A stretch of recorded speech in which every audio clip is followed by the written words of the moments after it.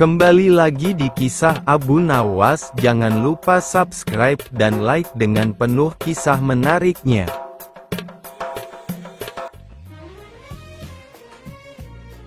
Abu Nawas di kuburan. Suatu hari, "Hai Abu Nawas, kenapa sekarang kamu bertingkah seperti orang gila?" tanya Baginda Raja. Abu Nawas balik bertanya, "Aku atau Baginda yang gila?" Raja menjawab, "Tentu saja kamu yang gila, ngapain juga setiap hari duduk di kuburan?" Abu Nawas membalas, "Justru itulah aku yang waras dan Baginda yang gila." Baginda Raja pun heran dengan jawaban Abu Nawas. "Kenapa bisa begitu wahai Abu Nawas?" tanya Baginda Raja. "Ya, karena aku tahu bahwa istana dan kekuasaanmu suatu saat pasti akan musnah dan disitulah Baginda akan hidup abadi," jawab Abu Nawas sambil menunjuk ke sebuah kuburan. "Oleh karenanya aku mempersiapkan diri untuk tinggal kekal di sini, sementara Paduka justru menyibukkan diri dengan membangun istana megah, padahal semuanya itu akan musnah." Paduka terlihat begitu membenci kuburan, padahal disitulah tempat peristirahatan terakhir Paduka, tutur Abu Nawas melanjutkan. Mendengar perkataan Abu Nawas tersebut, Baginda Raja seketika langsung terdiam. "Jika demikian adanya, lalu siapa di antara kita yang gila wahai Baginda Raja?" tanya Abu Nawas menegaskan. Baginda Raja tak mampu bicara sedikit pun, ia hanya bisa menangis terisak. "Demi Allah, benar sekali apa yang kau katakan. Nasihatilah aku wahai Abu Nawas," pinta Baginda Raja. Dengan pandangan sorot mata yang tajam Abu Nawas berkata, "Cukuplah kau agar selalu amanah." Perlahan Baginda Raja mulai mereda tangisnya. "Terima kasih atas nasihatnya wahai Abu Nawas. Apakah kau menginginkan sesuatu dariku?" tanya Baginda Raja. "Iya," jawab Abu Nawas. "Ada 3 permintaanku kepadamu wahai Paduka. Jika kau sanggup melakukannya, aku akan sangat berterima kasih sekali kepadamu," ujar Abu Nawas. "Baiklah, katakan apa permintaanmu," balas Baginda Raja. "Pertama, bisakah Paduka yang mulia menambah atau memperpanjang usiaku?" tanya Abu Nawas. "Tentu saja aku tidak mungkin mampu melakukannya," jawab Baginda Raja. "Permintaanku yang kedua, mampukah Paduka Raja menjagaku dari malaikat maut?" tanya Abu Nawas kembali. "Tentu saja aku takkan mampu wahai Abu Nawas," jawab Baginda Raja. "Baiklah, sekarang permintaanku yang ketiga, mampukah Paduka memasukkanku ke dalam surga dan menjauhkan diriku dari api neraka?" pinta Abu Nawas. "Itu juga tak mungkin mampu aku lakukan wahai Abu Nawas," jawab Baginda Raja. Kemudian Abu Nawas berkata, "Kalau begitu aku tidak membutuhkan bantuanmu. Silakan Paduka Raja pergi saja dari sini." Baginda Raja pun lantas meninggalkan Abu Nawas seorang diri di sebuah pemakanan yang penuh dengan ketenangan. Hikmah yang dapat kita ambil dari kisah ini adalah bahwasannya hanya kepada Allah lah tempat memohon perlindungan dan meminta pertolongan. Pisang goreng. Sudah seminggu ini pangeran kerajaan sakit dan tak keluar kamar. Seluruh tabib istana sudah dikerahkan, namun penyakit yang menghinggapi pangeran tidak kunjung diketahui. Terlintas oleh Baginda Raja untuk melakukan sayembara agar pangeran bisa diobati, namun hal tersebut urung dilakukan karena beliau mengikuti saran dari Abu Nawas.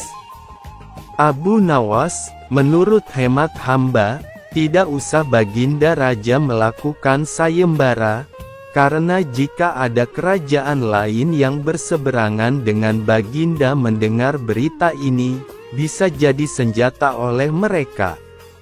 Dan bukan tak mungkin mereka bisa menaklukkan kerajaan dari sisi ini.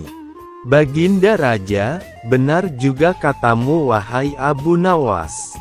Lalu bagaimana cara untuk menyembuhkan putera mahkota ini? Abu Nawas, biar hamba coba untuk mengobatinya Baginda. Baginda Raja, kamu jangan mengada-ngada Abu Nawas. Tabib yang paling hebat di kerajaan ini saja tidak bisa mengobati, bagaimana mungkin kau bisa melebihi mereka? Abu Nawas, jika Baginda Raja percaya kepada saya, akan saya coba dengan segenap kemampuan saya. Baginda Raja berpikir sejenak.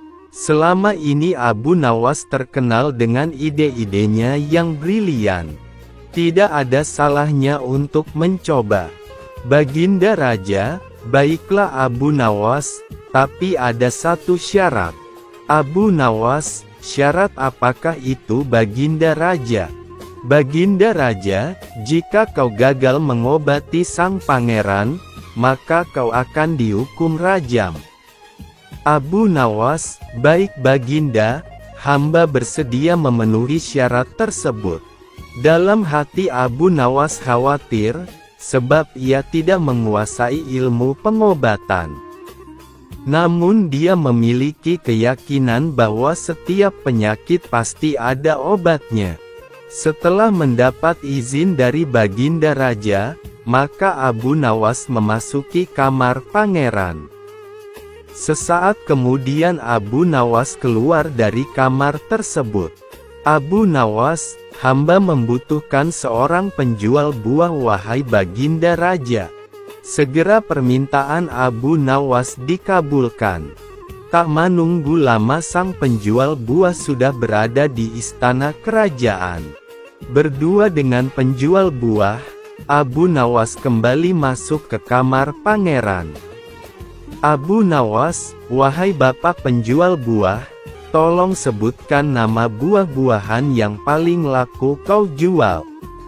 Ketika penjual buah itu menyebutkan nama buah-buahan satu persatu, Abu Nawas menempelkan telinganya di dada sang pangeran.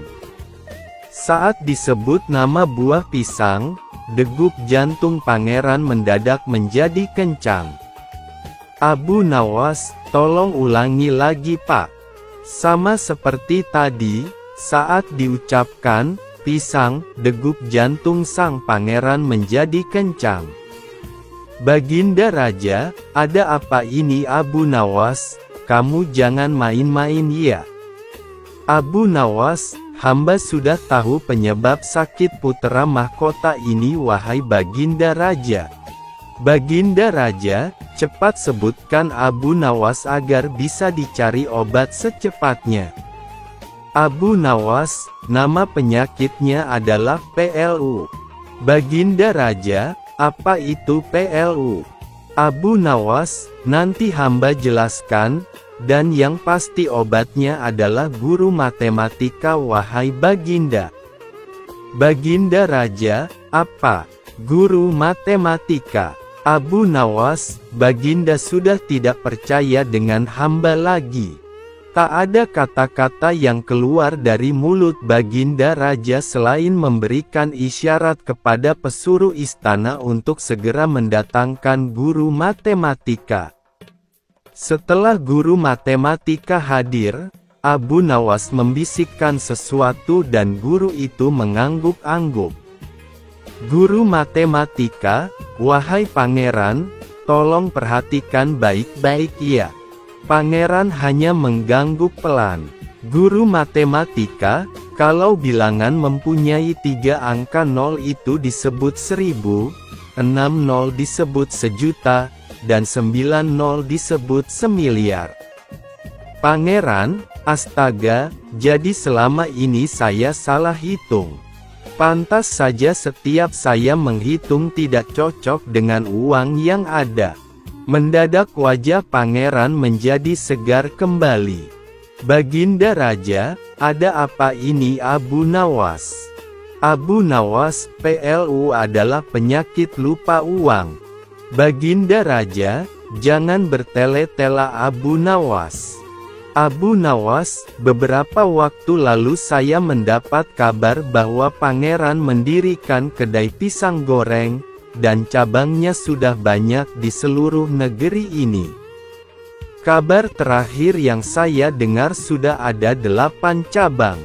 Nah, ketika ada yang bertanya kenapa pangeran menjual pisang goreng, pangeran memberikan alasan bahwa untungnya sangat besar. Dia bisa beruntung banyak sekali. Kata beliau, jika dihitung untungnya 6 digit miliaran.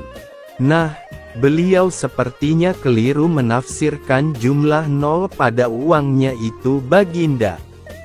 Baginda Raja, waduh.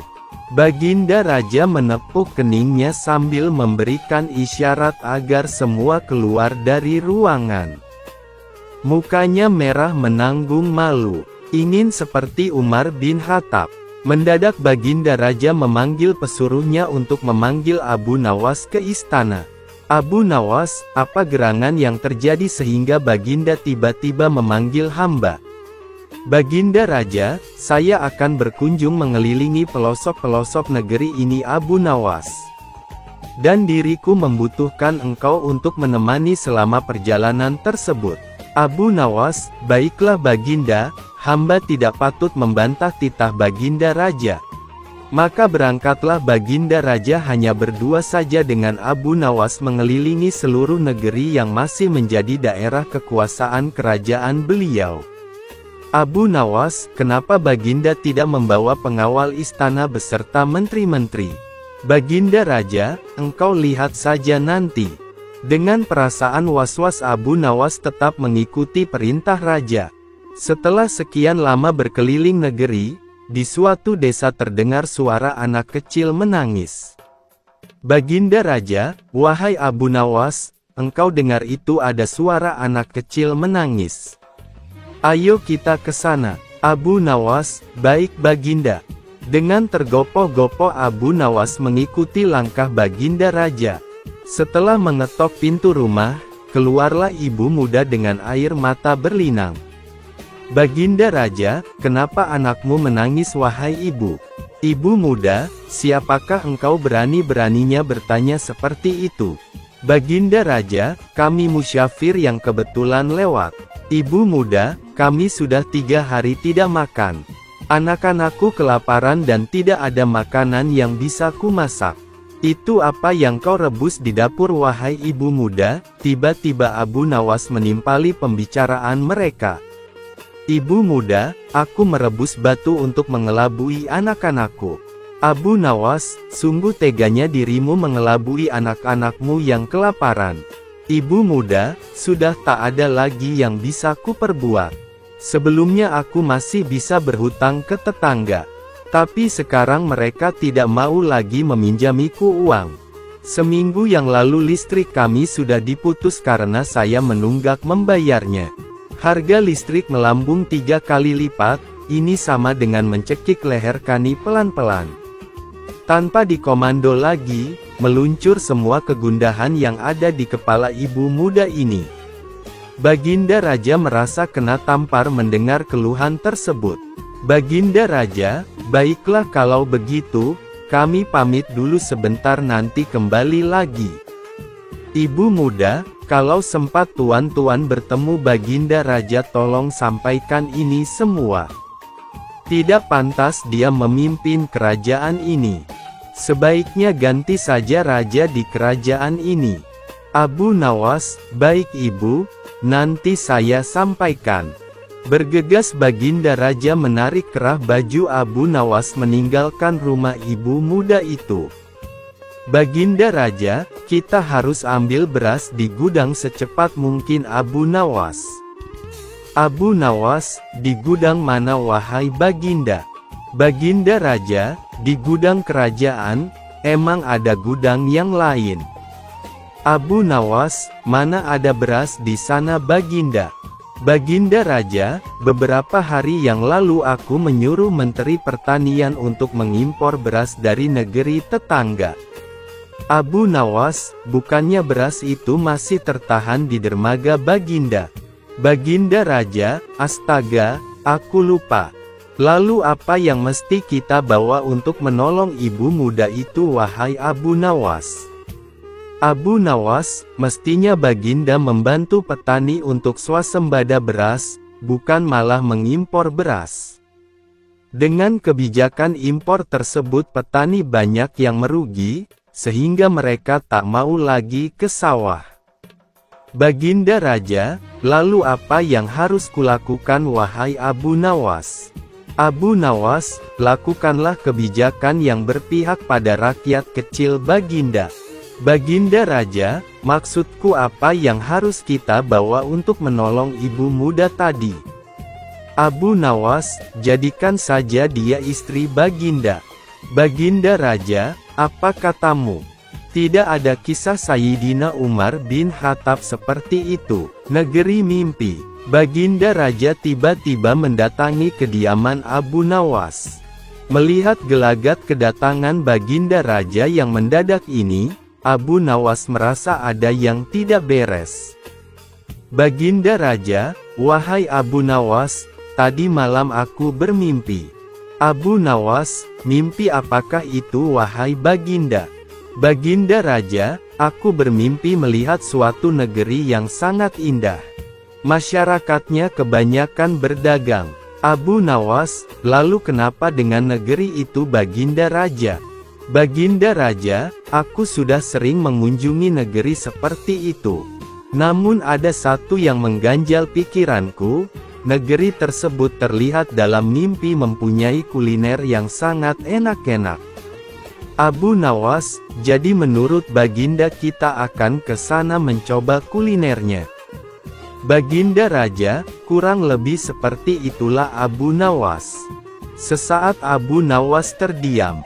Dia sudah membayangkan bahwa kedatangan Baginda Raja kali ini tidak lain dan tidak bukan adalah mengutus dirinya untuk mencari negeri tersebut.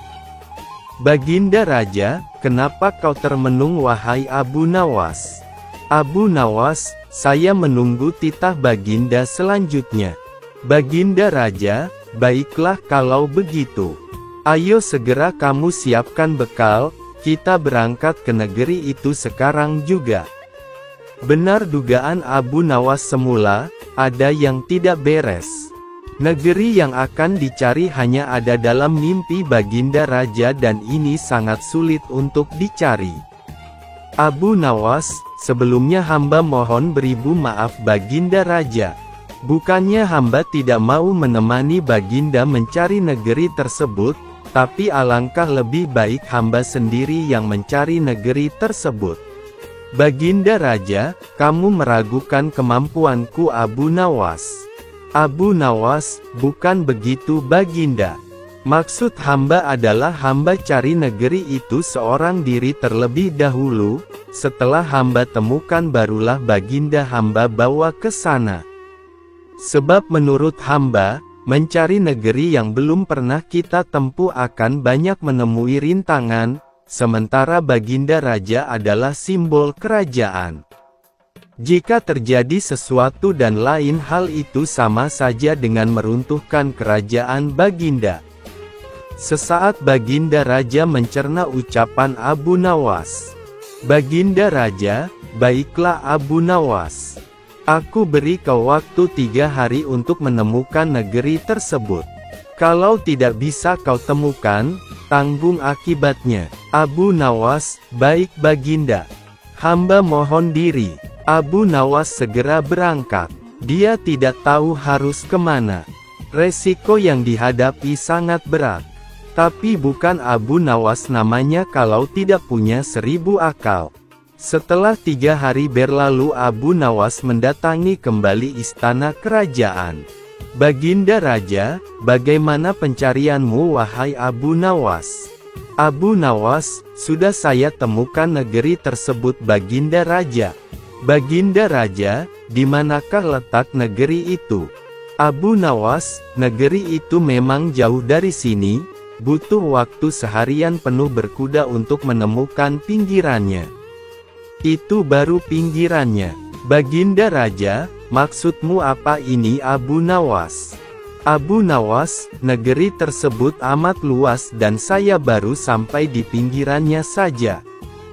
Dan benar kata Baginda, tempo hari memang kulinernya sangat enak-enak.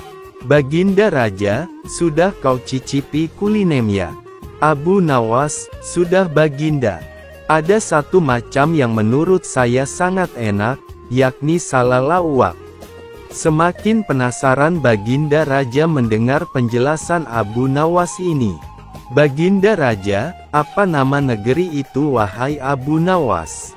Abu Nawas, Pariaman, Baginda. Baginda Raja, ayo sekarang kita ke sana.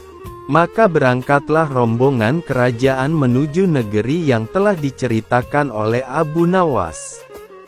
Setelah seharian penuh berkuda, Abu Nawas memberi isyarat untuk berhenti di suatu tempat, tepatnya di pinggir pantai.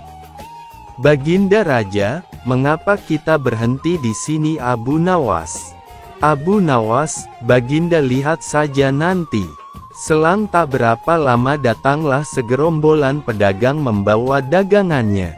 Pedagang, ini salah pesanan tuan tempo hari. Tiba-tiba pedagang itu menyodorkan salalawak yang masih hangat. Abu Nawas, inilah makanan khas dari Pariaman yang terkenal enak itu Baginda. Baginda Raja, bagaimana tahu kau negeri ini bernama Pariaman? Abu Nawas, seingatku ini masih wilayah kerajaanku. Abu Nawas, coba kita tanya pedagang ini. Bapak berasal dari mana? Abu Nawas, coba kita tanya pedagang ini. Bapak berasal dari mana? Pedagang, Pariaman, Tuan. Baginda Raja, di mimpiku tak ada nama Pariaman Abu Nawas. Kau jangan macam-macam ya, Baginda Raja mulai emosi. Abu Nawas, Pariaman ini negerinya sama dengan yang di mimpi Baginda. Negerinya begitu indah dan penduduknya banyak yang berdagang. Lalu yang terpenting, di negeri ini kulinernya sangat enak-enak. Sebelum Baginda Raja memuncak emosinya, Abu Nawas menyodorkan salalawak terlebih dahulu, dan Baginda pun mencicipinya. Abu Nawas, bagaimana rasanya Baginda? Baginda Raja, betul katamu, sangat enak. Tapi pertanyaanku tadi belum kau jawab Abu Nawas. Negeri ini masih wilayah kekuasaanku. Abu Nawas, coba Baginda Raja cicipi air laut di depan kita ini, bagaimana rasanya? Baginda Raja menuruti saran Abu Nawas. Baginda Raja, asin rasanya.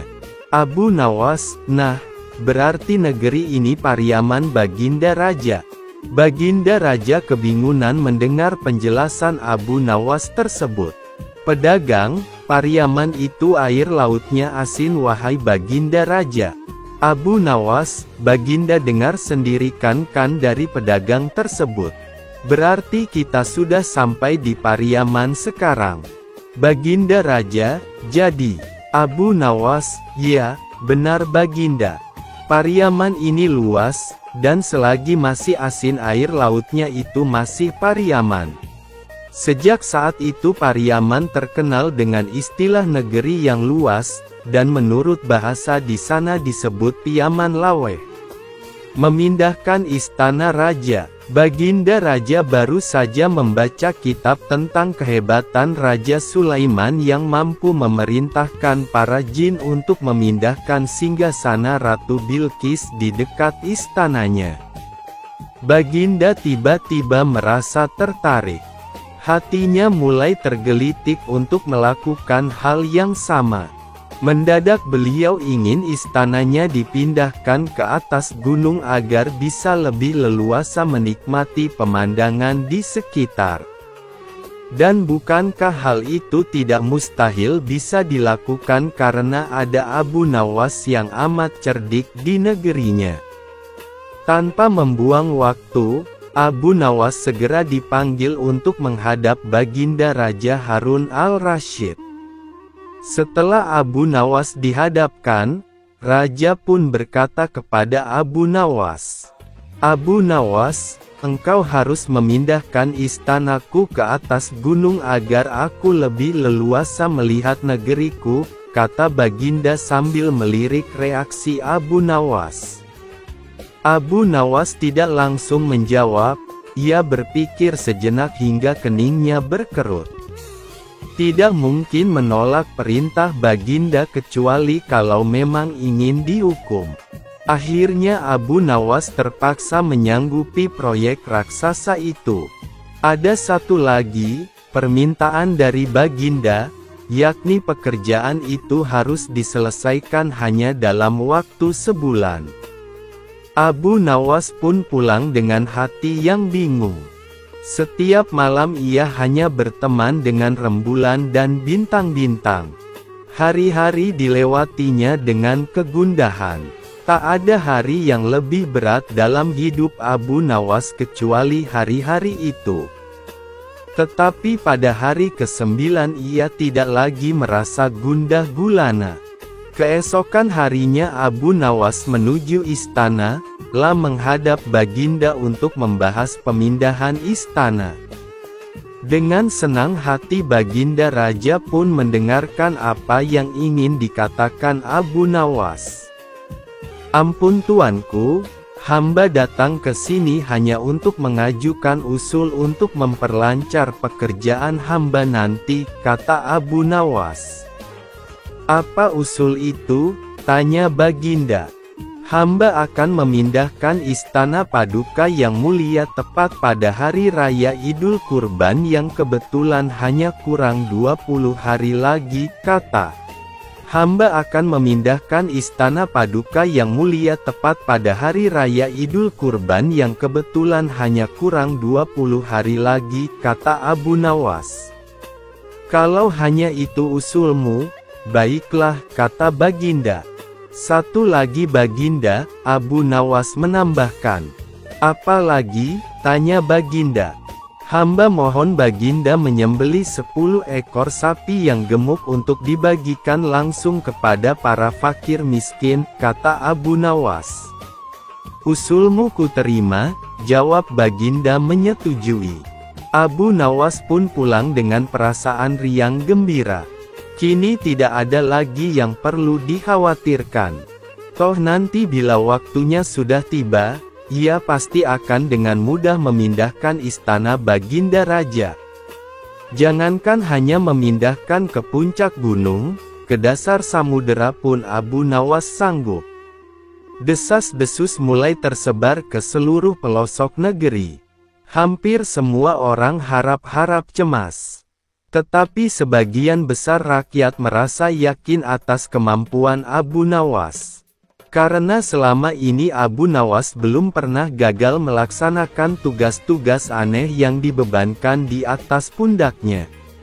Namun ada juga beberapa orang yang meragukan keberhasilan Abu Nawas kali ini. Saat-saat yang dinanti-nantikan pun tiba. Rakyat berbondong-bondong menuju lapangan untuk melakukan salat hari raya Idul Adha. Dan seusai salat, 10 sapi sumbangan Baginda Raja disembelih lalu dimasak dan kemudian segera dibagikan kepada fakir miskin. Kini giliran Abu Nawas yang harus melaksanakan tugas berat itu. Abu Nawas berjalan menuju istana diikuti oleh rakyat. Sesampainya di depan istana, Abu Nawas bertanya kepada Baginda Raja, "Ampun tuanku yang mulia, apakah istana sudah tidak ada orangnya lagi?" tanya Abu Nawas. "Tidak ada," jawab Baginda Raja singkat. Kemudian Abu Nawas berjalan beberapa langkah mendekati istana, lah berdiri sambil memandangi istana.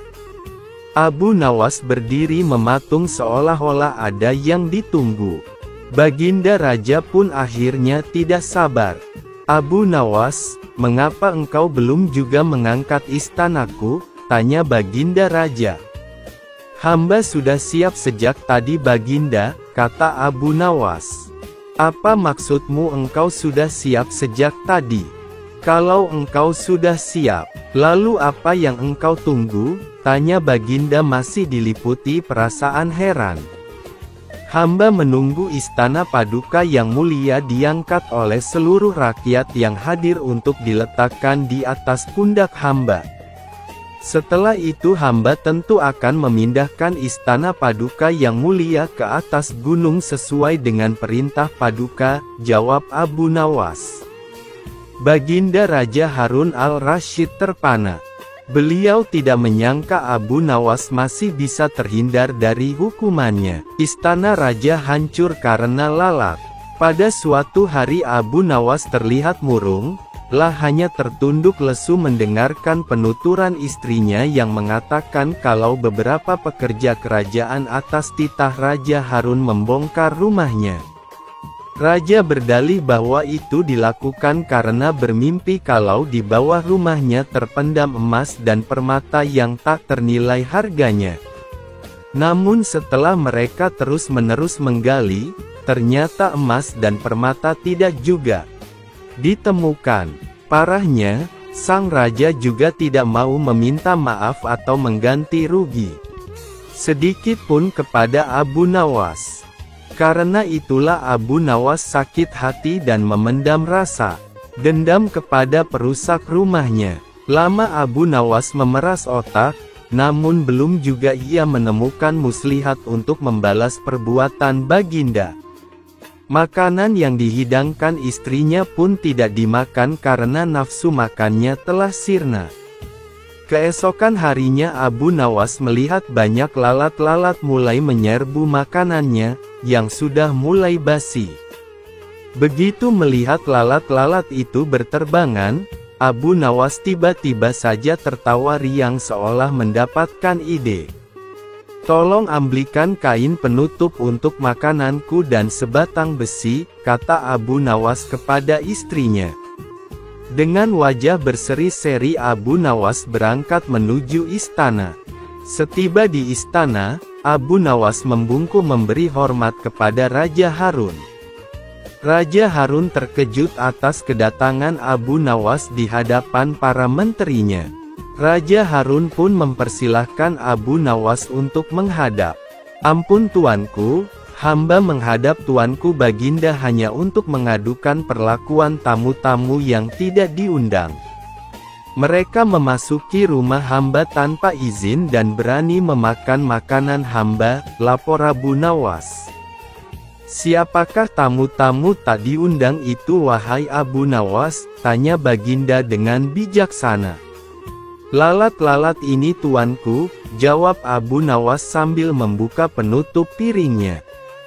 "Kepada siapa lagi kalau bukan kepada paduka junjungan hamba, hamba mengadukan perlakuan yang tidak adil ini," lanjut Abu Nawas. "Lalu, keadilan seperti apa yang engkau inginkan dariku?" tanya Baginda Raja penasaran. "Hamba hanya menginginkan izin tertulis dari Baginda sendiri agar hamba bisa dengan leluasa menghukum lalat-lalat yang nakal itu," jawab Abu Nawas memulai muslihatnya. Akhirnya Raja Harun dengan terpaksa membuat surat izin yang isinya memperkenankan Abu Nawas untuk memukul lalat-lalat itu dimanapun mereka hinggap. Setelah mendapat izin tertulis itu, Abu Nawas mulai mengusir lalat-lalat di piringnya. Setelah mendapat izin tertulis itu, Abu Nawas mulai mengusir lalat-lalat di piringnya hingga mereka terbang dan hinggap di sana-sini. Dengan menggunakan tongkat besi yang dibawanya dari rumah, Abu Nawas mulai mengejar dan memukuli lalat-lalat itu. Ketika hinggap di kaca, Abu Nawas dengan tenang dan leluasa memukul kaca itu hingga pecah. Kemudian vas bunga nan indah milik sang raja juga ikut terkena pukul dan pecah. Akhirnya, hanya dalam beberapa menit saja seluruh perabot istana hancur berkeping-keping. Raja Harun tidak bisa berbuat apa-apa kecuali menyadari kekeliruannya yang telah dilakukan terhadap Abu Nawas dan keluarganya. Setelah merasa puas, Abu Nawas mohon diri. Barang-barang kesayangan Raja Harun banyak yang hancur. Bukan cuma itu saja, Raja juga menanggung rasa malu. Kini dia sadar betapa kelirunya telah berbuat semena-mena kepada Abu Nawas. Abu Nawas dan menteri bertelur. Pada suatu hari Sultan Harun al-Rasyid memanggil 10 orang menterinya, "Kalian tahu di depan istana ini ada sebuah kolam. Aku akan memberikan masing-masing sebutir telur kepada kalian. Menyelamlah kalian ke dalam kolam itu dan kemudian serahkanlah telur-telur itu kepadaku apabila kamu muncul ke permukaan. Aku ingin tahu kepandaian Abu Nawas." Kemudian Sultan menyuruh memanggil Abu Nawas ke istananya. Kepada Abu Nawas dan ke-10 orang menterinya itu Sultan bertitah, "Kamu sekalian aku perintahkan turun ke dalam kolam itu, menyelam, dan apabila muncul ke permukaan serahkanlah kepadaku sebutir telur ayam. Barang siapa tidak menyerahkan telur, niscaya mendapat hukuman dariku." "Mencari telur di dalam air," pikir Abu Nawas, sambil memandang kepada menteri-menteri itu. Mereka tampak takzim dan siap melaksanakan perintah. "Adakah ayam betina di dalam kolam itu?" Hari pun malamlah, keesokan harinya, pagi-pagi benar, menteri-menteri itu menyelam ke dalam kolam, dan ketika muncul dari dalam kolam, masing-masing membawa sebutir telur dan menyerahkan kepada Sultan. Abu Nawas tidak kunjung muncul di permukaan kolam, ia berenang ke sana kemari mencari telur. Dikoreknya dinding kolam, namun tak juga ditemukannya. Setelah capek mengitari dasar kolam, terpikir dalam benaknya bahwa ia dianiaya oleh Sultan. Maka ia pun berdoa kepada Tuhan mohon keselamatan. Keluarlah ia dari kolam dan naik ke darat. Di depan Sultan ia berkokok-kokok dan berjalan laksana seekor ayam jantan.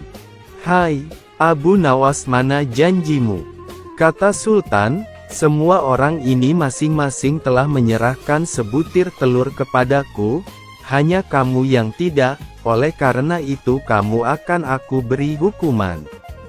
Sembah Abu Nawas, "Ya Tuanku Syah Alam, yang mempunyai telur adalah ayam betina, hamba ini ayam jantan, membawa anak ayam jantan, lagi pula berkokok, telur hanya dapat dihasilkan oleh ayam betina. Jika ayam betina tidak berjantan, bagaimana ia akan dapat telur?" Demi mendengar alasan Abu Nawas, Sultan pun tidak dapat berkata apa-apa karena memang sangat tepat. Sultan dan semua menterinya hanya bisa garuk-garuk kepala yang tidak gatal. Abu Nawas dan menteri yang zalim. Di negeri Baghdad dahulu kala ada seorang menteri yang dikenal sangat jahat perangainya, sehingga ditakuti warganya, lah tidak bisa melihat perempuan cantik, terutama istri orang, pasti diambilnya. Apabila membeli suatu barang, ia tidak pernah mau membayar. Ihwal itu lama-kelamaan sampai juga ke telinga Abu Nawas sehingga membuat hatinya panas. Maka Abu Nawas pun pasang niat tidak akan meninggalkan daerah itu sebelum sang menteri menghembuskan nafas terakhir alias mati. Kemudian Abu Nawas berangkat ke tempat menteri itu tinggal dan sengaja menyewa rumah yang berdekatan untuk melakukan investigasi. Setelah beberapa hari bergaul dengan penduduk di situ, ia pun kenal dengan sang menteri dan bahkan bersahabat baik. Begitu baiknya pendekatan yang dilakukan sampai-sampai menteri itu tidak bisa mencium rencana busuk Abu Nawas. Abu Nawas boleh masuk dan keluar rumah itu dengan bebas, sehingga ia tidak menaruh curiga sama sekali kepadanya.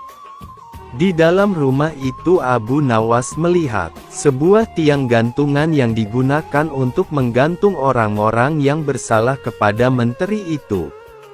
Cara menggantungnya pun dengan cara yang sadis, yaitu kaki di atas dan kepala di bawah. Dalam posisi demikian, orang itu dipukuli sampai mati. Dengan demikian memang betul berita-berita yang aku dengar tentang menteri ini, pikir Abu Nawas. Nantikanlah, aku pasti akan membalas. Hai orang muda, kata Abu Nawas, kepada seorang pemuda tampan yang sedang menggiring seekor lembu gemuk. Apakah lembu itu akan dijual? Pertemuan itu terjadi ketika Abu Nawas berjalan-jalan di sebuah sudut desa itu. Lembu ini tidak dijual, jawab si pemuda, karena ini warisan bapak hamba. Lebih baik lembu itu dijual saja, Abu Nawas mencoba merayu. Kalau laku dengan harga tinggi, kamu bisa berdagang sehingga uang itu menjadi banyak. Betul juga kata tuan, jawab si pemuda setelah berpikir sejenak. Namun untuk menjualnya hamba harus berkonsultasi dengan ibu di rumah, kalau ibu setuju boleh tuan membelinya. Itu akan lebih baik, ujar Abu Nawas. Sementara anak muda itu pulang, Abu Nawas memeras otak, ia akan berusaha memanfaatkan ketampanan wajah anak muda itu untuk melaksanakan rencananya. Hai menteriku, tunggulah bagianmu kelak, kata Abu Nawas dalam hati dengan perasaan geram. Ibu setuju menjual lembu ini, kata pemuda itu kepada Abu Nawas, setelah keduanya bertemu lagi. Bagus, kata Abu Nawas, tetapi sebenarnya bukan aku yang akan membeli lembumu, melainkan menteri yang zalim itu. Oleh karena itu berikan harga yang pasti, sesudah itu kita membuat perjanjian dan kamu yang akan melaksanakannya. Setuju? Tanya Abu Nawas. Setuju, jawab si pemuda. Giringlah lembumu itu ke kebun, dan tunggulah aku di sana, kata Abu Nawas. Aku akan ke rumah menteri itu dan setelah itu aku menemuimu. Hai menteri, ada seorang pemuda yang akan menjual seekor lembu gemuk, kata Abu Nawas. Jika Anda tertarik, silahkan Anda beli dengan harga yang pantas, tidak mahal, mari kita ke kebun itu. Berapa harganya? Tanya si menteri begitu sampai di kebun, lah sangat tertarik dan ingin segera membelinya. 50 dinar, jawab si pemuda. Boleh ditawar? Tanya si menteri. Tidak bisa, karena lembu ini warisan bapak hamba, jawab si pemuda. Baik, pasti kebayar harga itu, ujar si menteri. Maka disodorkan ujung tali pengikat lembu kepada menteri, namun ketika ditarik ternyata kosong. Rupanya diam-diam Abu Nawas telah melepas binatang itu, namun karena harga telah disepakati, pemuda itu meminta bayarannya. Mana lembunya? Tanya si menteri. Masa hanya talinya? Aku tidak sudi membayar. Keduanya pun berbantah-bantahan dengan sengitnya. Aku minta bayarannya, kata si pemuda. Kalau tidak mau bayar, kembalikan lembuku. Apa yang mesti ku bayar, dan apa yang harus ku kembalikan, kilah si menteri. Cuma tali yang kau berikan kepadaku, nih, ambillah, aku tidak butuh tali. Kerjamu memang cuma menipu dan menganiaya orang. Kata si pemuda lagi, kamu memang zalim, mau makan darah orang kecil. Si menteri tidak menggubris lagi perkataan itu, ia berjalan pulang ke rumahnya. Sementara si anak muda hatinya sangat sedih, lembu hilang, uang melayang. Barangkali memang itulah nasibku, apa boleh buat, keluhnya. Abu Nawas dan menteri yang zalim, bagian kedua sampai habis. Sudahkah kamu menerima pembayaran harga lembumu? Tanya Abu Nawas kepada anak muda pada malam harinya. Hamba diperdaya menteri itu, jawab si pemuda dengan wajah nelangsa. Lembu hilang, uang melayang. Coba ceritakan, kata Abu Nawas. Aku kira jual beli berjalan lancar sehingga aku cepat-cepat pergi karena ada urusan lain. Maka diceritakanlah kejadian itu dengan nada mendongkol. Sialan menteri itu, ujar si pemuda. Oh begitu, kata Abu Nawas. Jangan sedih, insya Allah aku akan membantu. Kemudian Abu Nawas minta si pemuda bersedia melaksanakan rencana yang telah disusunnya untuk membunuh si menteri zalim itu. Keesokan harinya jam 7 malam seorang perempuan cantik berhenti di depan rumah si menteri zalim. Ia tampak membuang sesuatu yang dicabut dari kakinya. Hai Baginda, dari mana gerangan asalmu? Tiba-tiba muncul suara dari sudut yang gelap. Suara itu ternyata milik menteri yang saat itu juga sedang berjalan-jalan di depan rumahnya. Hatinya amat girang begitu melihat wajah cantik yang tiba-tiba muncul di depan matanya. Hamba orang desa, tadi ketika berjalan bersama suami, kaki hamba tertusuk duri.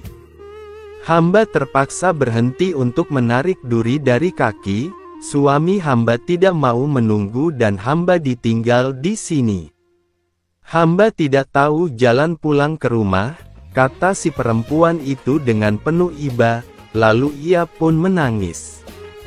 Jika Adinda mau, silahkan mampir ke rumah hamba sambil menunggu suami Baginda. Barangkali dia sekarang sedang mencari Adinda, kata si menteri. Jangan takut. Hamba takut kepada istri dan pelayan-pelayan tuan, kata perempuan muda itu. Kalau begitu, silahkan Baginda duduk di sini, Kanda akan menyuruh istri pergi ke rumah ibunya bersama pelayan-pelayan itu, kata si menteri. Maka sang menteri pun tergopoh-gopoh masuk ke rumahnya. Hai Baginda, katanya, sekarang ini sebaiknya Adinda pergi ke rumah ibu karena sudah lama rasanya Adinda tidak ke sana. Jika demikian kehendak Kakanda, baiklah hamba ke sana, jawab istri si menteri. Hai Adinda, kata si menteri kepada perempuan muda itu setelah rumah kosong. Silahkan masuk ke rumah hamba, karena istri dan semua pelayan telah pergi. Baiklah, katanya sambil mengikuti langkah si menteri. Di dalam rumah dilihatnya tali gantungan seperti yang diceritakan Abu Nawas. Menteri itu mendorong si perempuan muda ke kamar dan mengajak tidur, namun ia mencoba menolak sambil merajuk. Sebelum kita tidur, cobalah Kakanda bergantung sebentar pada tali itu, rayunya. Seumur hidup hamba belum pernah melihat orang bergantung di tali. Karena terdorong oleh nafsu syahwat yang menggelora, permintaan itu dituruti si menteri. Tolong Baginda pegang tali gantungan ini kuat-kuat, jangan dilepaskan, katanya. Menteri itu kemudian memasukkan badannya ke dalam tali gantungan. Setelah itu si perempuan gadungan melepaskan tali yang dipegangnya sehingga badan si menteri menggantung dengan posisi kaki di atas dan kepala di bawah. Si perempuan pun mengeluarkan sebuah pentungan lalu memukul badan dan kepala si menteri zalim itu sambil berujar. Hai menteri zalim, aku bukan perempuan, akulah pemilik lembu yang kau tipu. Sekarang terimalah pembalasanku. Aku minta harga lembuku, ayo bayar, bayar, bak-bik-buk. Darah segar mengalir dari mulut, hidung dan telinga menteri itu, sehingga ia tidak sadarkan diri. Mampuslah kau, teriak si pemuda. Mengira bahwa si menteri sudah mati, masuklah perempuan palsu itu ke dalam rumah. dan menjarah barang-barang yang ada. Sesudah itu barulah ia pulang dengan menggondol harta kekayaan si menteri zalim. Di tempat lain si istri menteri mendapat firasat buruk, hatinya berdebar-debar keras. Ada apa gerangan di rumahku? Pikirnya dalam hati, maka dengan bergegas pulanglah ia ke rumah. Setiba di rumah ia menjerit-jerit histeris lantaran dilihatnya suaminya tergantung pingsan dengan kepala berdarah dan harta bendanya ludes. Ketika tali gantungan dilepas, ternyata suaminya masih bernafas, meski terengah-engah.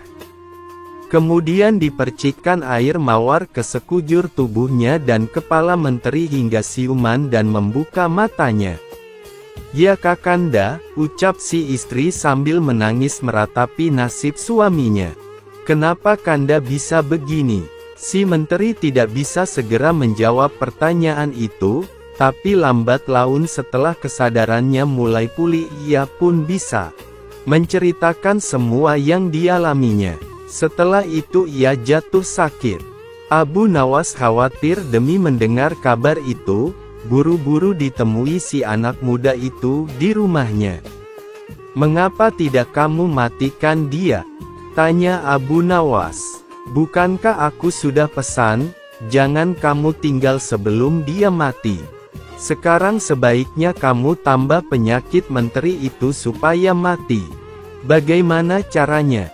tanya si pemuda. Ia tidak kalah khawatir dengan Abu Nawas. "Berpura-puralah menjadi dukun, karena saat ini menteri itu sedang mencari dukun," kata Abu Nawas. "Selanjutnya usahakan dengan caramu sendiri agar rumah itu kosong, dan setelah kosong pukulilah menteri itu sampai mati. Sebelum mati, jangan kamu tinggalkan dia."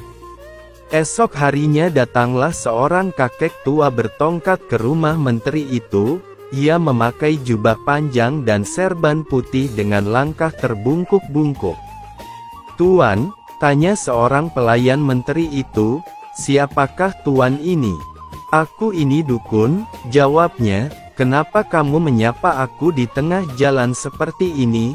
Tidak sopan berbuat seperti itu kepada orang tua." "Maaf," kata si pelayan, "hamba pelayan menteri, beliau saat ini sedang sakit dan perlu dukun. Jika tuan suka, silahkan masuk ke rumahnya." "Ya tuan dukun, obatilah hamba ini," kata si menteri itu setelah dukun palsu itu duduk di samping pembaringannya. "Hamba sakit," lama-kelamaan suaranya hilang. "Moga-moga hamba bisa mengobati tuan," jawab si dukun. "Tapi bisakah pelayan-pelayan itu disuruh mencari daun kayu lengkap dengan akarnya?" "Daun itu memang sulit dicari tetapi banyak gunanya untuk penyembuhan tuan." Menteri itu kemudian menyuruh 3 orang pelayan untuk memenuhi permintaan dukun. Tak lama kemudian dukun itu berkata lagi, "Maaf, hamba lupa. Ada lagi daun kayu yang lain yang hamba butuhkan. Tolong pelayan yang lain disuruh mencari." Maka menteri itu pun menyuruh pelayan lainnya sehingga rumah itu kosong karena anak dan istri menteri itu sebelumnya sudah pergi keluar rumah. Setelah yakin bahwa rumah itu kosong, diambil sebuah pentungan dan dipukulnya sekujur badan menteri itu sampai babak belur dan mengeluarkan darah dari hidung, telinga dan mulunya. "Hai menteri, aku bukan dukun, tapi pemilik lembu yang kamu tipu. Mana bayaranmu?" katanya. Menteri itu pingsan dan tidak bernafas lagi. Dikiranya si menteri sudah mati. Cepat-cepat dukun itu pergi, karena khawatir para pelayan itu segera kembali. "Puas hatiku karena menteri itu sudah mati," pikir si dukun palsu. Kira-kira 1 jam kemudian para pelayan itu kembali dengan tangan hampa diikuti oleh istri menteri. Mereka cemas melihat tuannya tergeletak dan dukun itu tidak ada lagi. Lalu istri menteri itu menyiram badan suaminya dengan air mawar yang diminumkan seteguk ke mulutnya. Tak lama kemudian menteri itu sadar namun belum bisa bicara. "Ya istriku, orang itu bukan dukun, tetapi yang punya lembu itu juga," kata si menteri setelah sadar. "Panggil orang-orang alim dan kabarkan kepada mereka bahwa aku sudah mati. Masukkan badanku ke dalam keranda bersama sekerat batang pisang yang dibungkus kain putih sebagaimana mayat layaknya. Tetapi yang dimasukkan ke liang lahat nanti adalah batang pisang tadi, sedang badanku tetap dalam keranda dan dibawa pulang kembali. Dengan demikian orang yang punya lembu itu tidak akan datang lagi kemari. Kapan-kapan bila aku sembuh akan kucari orang itu untuk membuat perhitungan terakhir." Semua pesan itu dikerjakan oleh istri menteri itu dengan baik. Tetap dasar Abu Nawas, ia berhasil mencium akal busuk itu. Maka ditemuinya si pemilik lembu. "Kenapa tidak kamu pukul sampai mati menteri itu?" bertanya Abu Nawas. "Orang itu sudah mati," kata si pemuda, "lah tidak bergerak dan tidak bernafas lagi, karena darah keluar dari hidung dan telinganya. Saat ini menteri itu masih hidup tapi pura-pura mati," kata Abu Nawas. Lalu diceritakannya rencana menteri tadi dan rencananya sendiri agar menteri itu benar-benar mati, sebab jika ia masih hidup juga aku tidak dapat menjamin nasibmu kelak. "Hai saudara, maukah Anda aku bayar untuk menaiki kuda yang cepat larinya?" kata Abu Nawas kepada seorang joki yang berbadan tinggi tegap. "Dekatilah kuburan menteri itu. Jika jenazah sudah sampai ke liang kubur, berteriaklah keras-keras, 'Akulah pemilik lembu,' kemudian paculah kudamu sekencang-kencangnya." "Setuju. Nah, ini uangnya, pergilah." Esok harinya iring-iringan jenazah menteri itu berangkat dari rumah lengkap dengan orang besar, orang alim, sanak keluarga, dan sahabat almarhum. Begitu sampai dekat liang lahat, terdengar teriakan, "Akulah pemilik lembu." Suasana di kuburan menjadi kacau, karena para pelayat kemudian berlarian ingin mengejar orang yang berteriak tadi. Namun apa daya, orang yang dikejar sudah kabur dengan kudanya, sementara keranda ditinggal tidak terurus. Pada saat itulah si pemuda pemilik lembu yang sebenarnya muncul.